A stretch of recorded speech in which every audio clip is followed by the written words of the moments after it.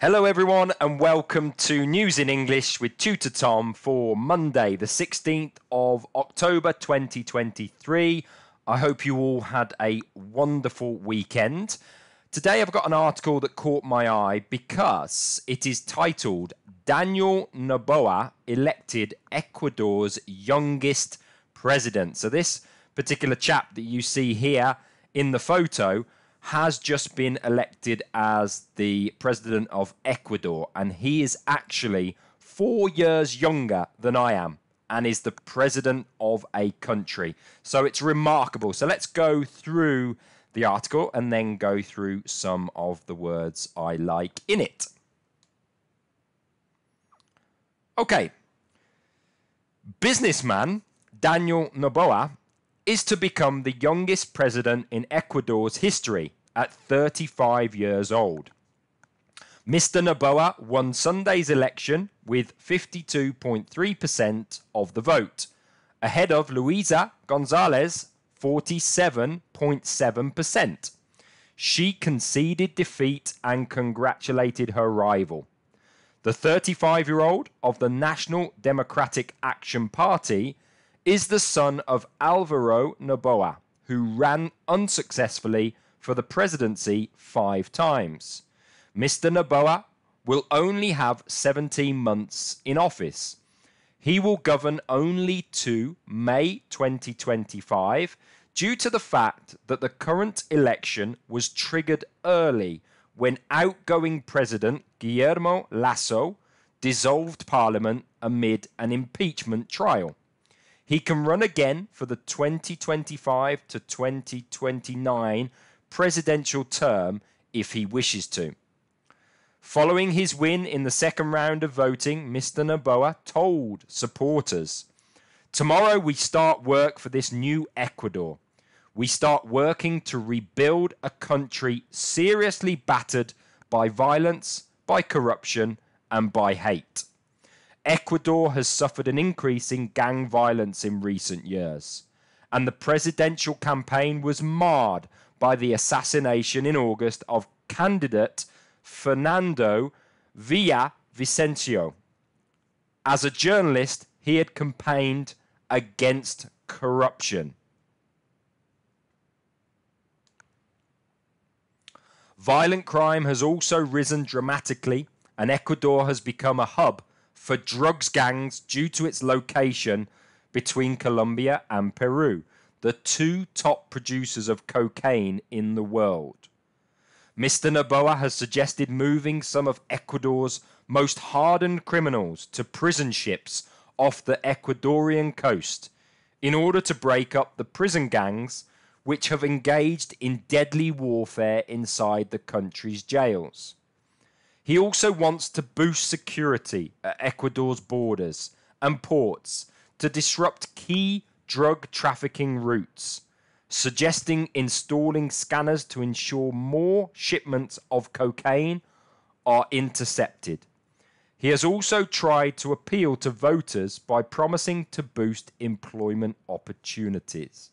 So, wow, really fascinating article here.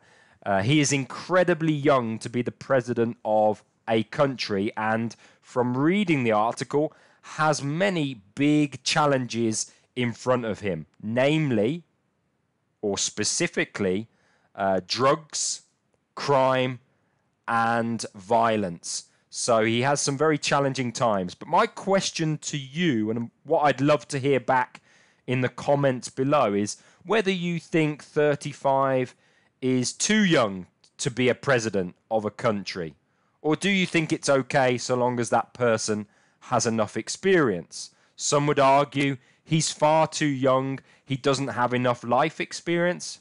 Others might say, actually, no, so long as he has the skills, then maybe a younger president will be a good thing. He can bring new ideas, fresh ideas, and lots of energy. So let me know in the comments below what your thoughts are as to whether 35 is too young to be a president or is okay, and why. Would love to hear from you. Okay, so let's go through some of the nice words that I liked in this article. There were many. The first one is elected. Elected. which is the past tense of the word elect, and that is to choose someone to hold public office or some other position by voting. For example, he was elected as councillor. Conceded. Conceded is the past tense of the word concede, and that is to admit or agree that something is true after first denying or resisting it. For example, I had to concede that I'd overreacted. It can also mean to surrender or yield a possession, right, or privilege. For example, in 475, the emperor conceded the Avignon to Euric. Whatever that means, I'm not quite sure. But that is an example sentence there. And then we have the word triggered. Triggered.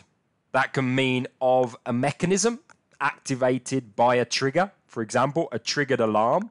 Or it can mean of a response caused by particular action, process, or situation. For example, a triggered memory of his childhood.